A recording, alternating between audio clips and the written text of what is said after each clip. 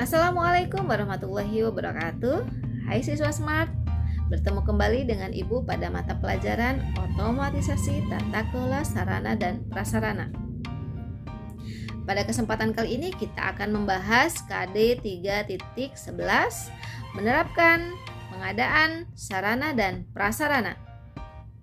Pada pertemuan sebelumnya kita sudah membahas tentang analisa perencanaan kebutuhan. Nah, setelah melakukan proses analisa perencanaan kebutuhan, langkah selanjutnya adalah melakukan proses pengadaan atau proses pembelian sarana dan prasarana yang dibutuhkan. Keberhasilan proses pengadaan ini tidak terlepas dari hasil analisa perencanaan yang telah dilakukan sebelumnya. Karena secara umum, pengadaan merupakan tindak lanjut dari hasil penganalisaan. Dalam kaidah, pengelolaan sarana dan prasarana pengadaan merupakan mata rantai yang tidak dapat dipisahkan dengan mata rantai sebelumnya, yaitu analisa perencanaan kebutuhan. Selanjutnya adalah pengertian pengadaan. Pengadaan adalah suatu kegiatan untuk menambah dan memenuhi kebutuhan barang atau jasa dengan menciptakan sesuatu yang semula berkurang atau belum ada menjadi cukup atau tersedia, termasuk di dalamnya suatu usaha untuk mempertahankan barang yang masih ada dalam batas-batas yang efisien. Nah, agar terhindar dari kesalahan non-teknis, pengelolaan sarana dan prasarana sebelum melakukan proses pengadaan perlu mencermati berbagai kelengkapan data yang bersifat administratif. Antara lain berisi yang pertama adalah kelengkapan instrumen data atau informasi secara detail dan lengkap tentang barang atau jasa yang akan dibeli. Yang kedua, pengolahan data atau menguji data meliputi yang pertama, klasifikasi jenis kegiatan. Apakah data yang terkumpul sudah sesuai? Mengapa barang atau jasa tersebut dibeli? Pengujian ini meliputi apakah barang yang dibeli sudah sesuai dengan kegiatan calon pengguna atau belum. Apakah barang yang akan dibeli sudah sesuai dengan tugas dan fungsi calon pemakai atau belum. Misalnya, untuk memperlancar tugas pekerjaan tertentu yang mobilitas internal dan eksternalnya tinggi, perlu didukung fasilitas alat transportasi, sehingga tim pengadaan barang membeli sebuah mobil.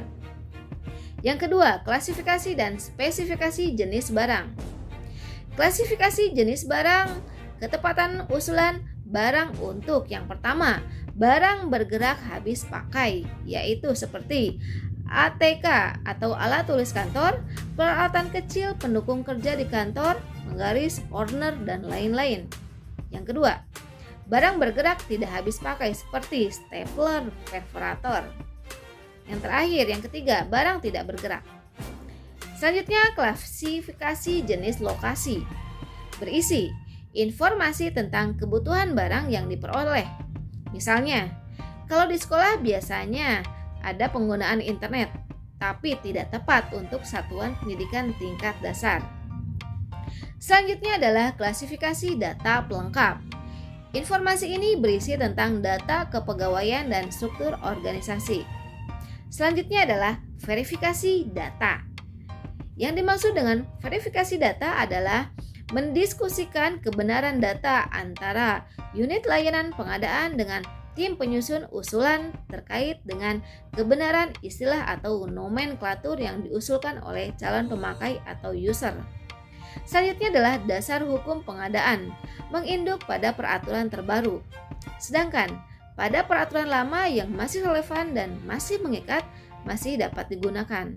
Selanjutnya adalah tujuan pengadaan. Pada tahap perencanaan, pelaksanaan maupun evaluasi, pembelian perbekalan setiap organisasi hendaknya senantiasa memperhatikan dan berpedoman pada tujuan dan atau orientasi pembelian itu sendiri. Yang pertama adalah tepat mutu. Mutu atau quality yang tepat dalam arti ada kecocokan. Guna mutu yang terbaik dari suatu barang ialah bila barang yang dibeli dengan biaya terendah dapat memenuhi kebutuhan sebagaimana maksud barang tersebut dibeli. Dengan demikian, pembelian barang hendaknya sesuai dengan spesifikasi dan standar yang telah ditetapkan. Yang kedua, tepat jumlah. Tepat jumlah dalam arti pembelian barang hendaknya jumlah yang cukup untuk memenuhi kebutuhan, tidak kurang ataupun tidak berlebihan. Tepat waktu dalam arti barang sudah tersedia pada saat dibutuhkan. Selanjutnya, tepat sumber. Dalam arti barang atau material diperoleh dari sumber yang memenuhi persyaratan, di antaranya sumber legal, punya kemampuan keuangan yang dapat diandalkan, punya keahlian dalam bidangnya, terpercaya atau terjamin penyerahan barang sesuai dengan spesifikasi atau standar dan waktu yang telah ditetapkan, sanggup memberikan after sales service atau bila diperlukan. Selanjutnya, tepat harga. Dalam arti, harga dalam pembelian adalah harga yang wajar sesuai dengan situasi dan kondisi pasar pada waktu itu, yang diperoleh dari riset pasar dan analisis biaya dan harga. Tepat tempat atau lokasi. Dalam arti, barang dikirim ke tempat yang sesuai dengan permintaan user atau pemesan. Tepat peraturan. Dalam arti, pembelian dilaksanakan dengan mengikuti peraturan yang diberlakukan baik oleh pemerintah maupun perusahaan. Selanjutnya adalah asas-asas pengadaan. Beberapa asas yang harus diperhatikan sebagai acuan untuk melakukan pengelolaan sarana dan prasarana atau perbekalan secara efektif dan efisien adalah sebagai berikut. Yang pertama adalah asas kecepatan. Dalam hubungan ini terkait dengan masalah waktu, misalnya pada masalah jadwal kegiatan pengadaan sarana merupakan salah satu bagian dari kegiatan yang telah ditetapkan dalam jaringan kerja. Yang kedua adalah asas ketepatan. Yang dimaksud dengan asas ketepatan ini adalah menyangkut masalah kualitas atau kuantitas atau volume dari ketentuan teknis yang telah dicantumkan dalam program perencanaan. Kemudian asas kebenaran.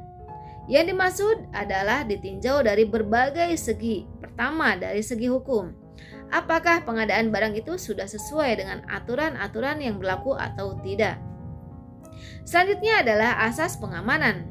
Asas ini terkait dengan keutuhan barang dari pengirim sampai di gudang pengguna.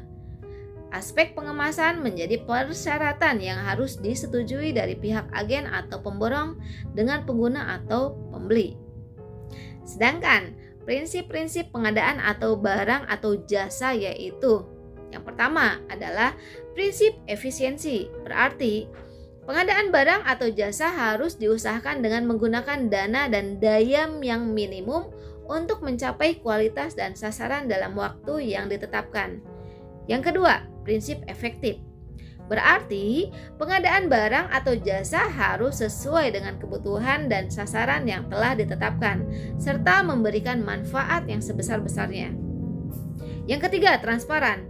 Berarti semua ketentuan dan informasi mengenai barang atau jasa bersifat jelas dan dapat diketahui secara luas oleh penyedia barang atau jasa yang berminat serta oleh masyarakat pada umumnya. Prinsip terbuka.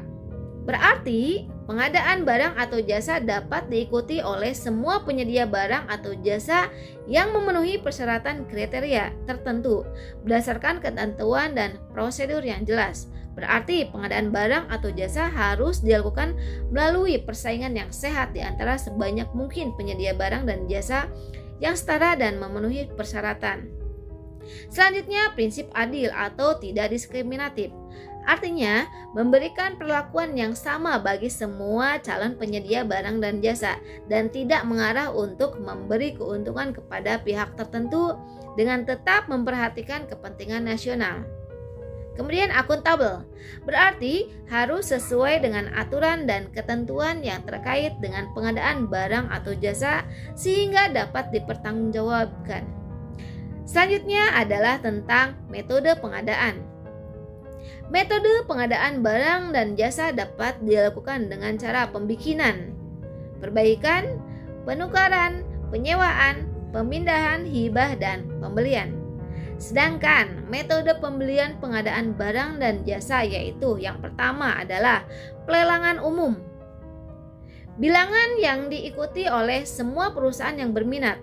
Sedangkan menurut Perpres nomor 54 tahun 2010 menyatakan yaitu dilakukan secara terbuka untuk umum bagi semua penyedia jasa atau rekanan dengan pengumuman secara luas melalui media cetak, media elektronik serta diumumkan atau dipasang di dinas perindustrian setempat.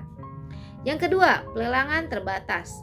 Apabila jumlah penyedia barang atau jasa atau rekanan melaksanakan diyakini terbatas untuk menyelesaikan pekerjaan yang kompleks, maka penyedia barang, jasa atau rekanan dapat dilakukan dengan metode terbatas dan diumumkan secara luas dengan rekanan tertunjuk diyakini mampu menyelesaikan pekerjaan dengan benar.